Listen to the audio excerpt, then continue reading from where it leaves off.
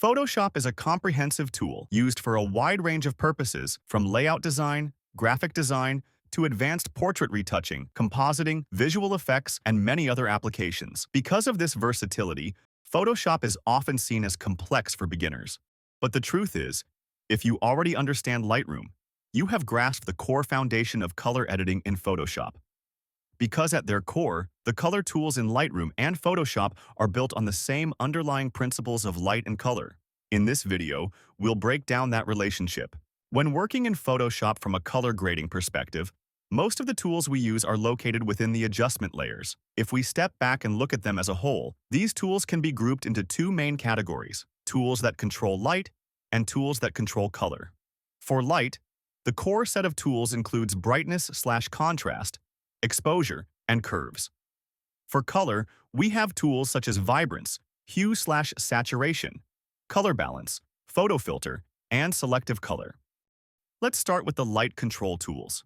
Brightness/contrast and exposure in Photoshop can be directly compared to the exposure and contrast sliders in the basic panel of Lightroom. These are technical tools used to adjust the overall brightness of an image. If you already understand how exposure works in Lightroom, then brightness and exposure in Photoshop should feel very familiar.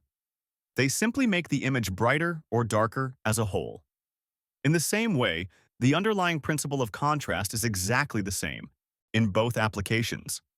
With curves, this is a tool that allows us to control light with greater precision. Here, we are working with the same core principle, controlling light across different tonal ranges. Instead of affecting the entire image, curves allows us to adjust the shadows, the midtones, and the highlights independently. Whether you are working in Photoshop or in Lightroom, the way curves operates is based on the same way of thinking about light. The main difference lies in how the interface presents the tool, not in the underlying principle itself. Next is Vibrance, which corresponds to the vibrance and saturation sliders in Lightroom. It is one of the core tools used to control color saturation. This tool is designed to adjust color saturation in a more controlled way. Unlike saturation, which affects all colors across the entire image, Vibrance prioritizes less saturated colors and limits its impact on colors that are already strong. Because of this, Vibrance often produces results that look more natural and are easier to control, especially when working with skin tones and neutral areas. Whether you are working in Photoshop or Lightroom, the way Vibrance operates is based on the same underlying approach. Next is hue/saturation. In essence, this is the HSL tool in Lightroom. This group of tools uses the three components of color to unify the color palette. Let's take an example with a dominant tone, such as an orange-black look. In Photoshop, we create a hue/saturation adjustment layer, and the core idea here is to preserve the base color we want, while suppressing or reducing the influence of all other colors. From there, we refine the relationship between colors, shifting reds closer toward yellow and bringing yellows closer toward orange, so the entire palette converges toward a single dominant tone. Any remaining color variations can be refined further to ensure the colors feel consistent and cohesive across the image. In Lightroom, we apply the same way of thinking using the HSL panel to achieve an equivalent result.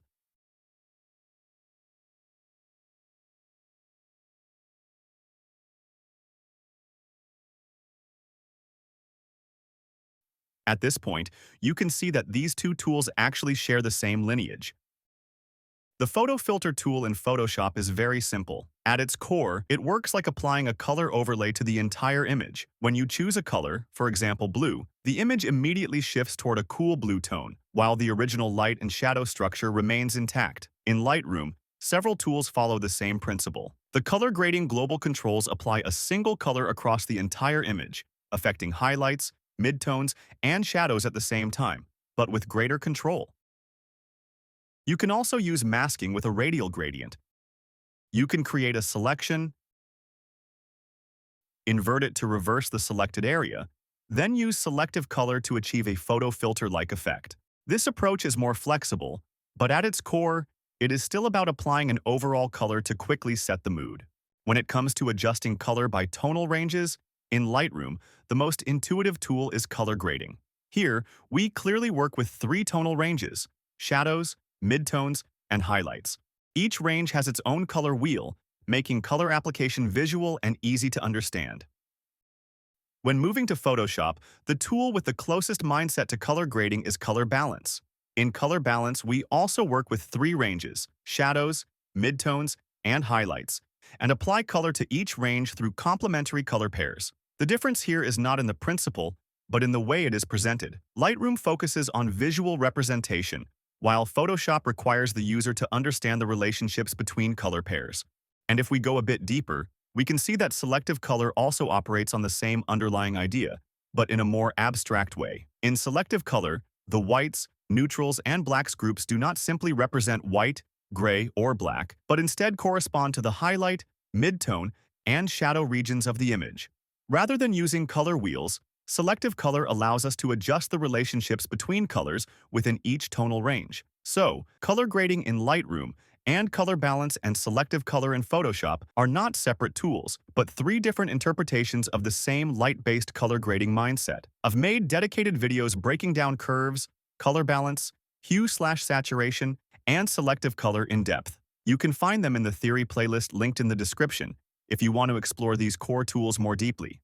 And there are a few supporting tools worth mentioning. When it comes to sharpening, in Lightroom, we have the sharpening controls in the detail panel. This is a form of global sharpening, well suited for the early stages of the workflow. When moving to Photoshop, Smart Sharpen is the closest equivalent, but with a higher level of technical control. So, Lightroom is used for general sharpening, while Smart Sharpen is used when more targeted sharpening is needed. When it comes to grain, in Lightroom, this tool focuses on look and aesthetics, simulating film grain to make the image feel more natural.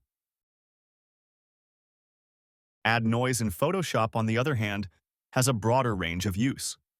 Beyond adding texture, it is often used to unify surfaces, reduce banding, and handle technical issues in an image. So, grain in Lightroom leans toward mood, while add noise in Photoshop serves a wider technical purpose. The crop tool works in a similar way in both Photoshop and Lightroom, allowing us to adjust composition, redefine visual focus, and make the image feel cleaner and more organized. Removal tools work in a similar way. By removing distracting elements, the image becomes simpler and more organized, making the overall scene easier to observe and allowing attention to focus more clearly on the key elements within the frame. In the end, these tools are not meant to be memorized one by one. What matters more is understanding the role they play within the entire workflow. Once the thinking is clear, choosing the right tool becomes a natural decision. Like, comment, and subscribe. It really helps the channel grow. Thanks so much for watching till the end.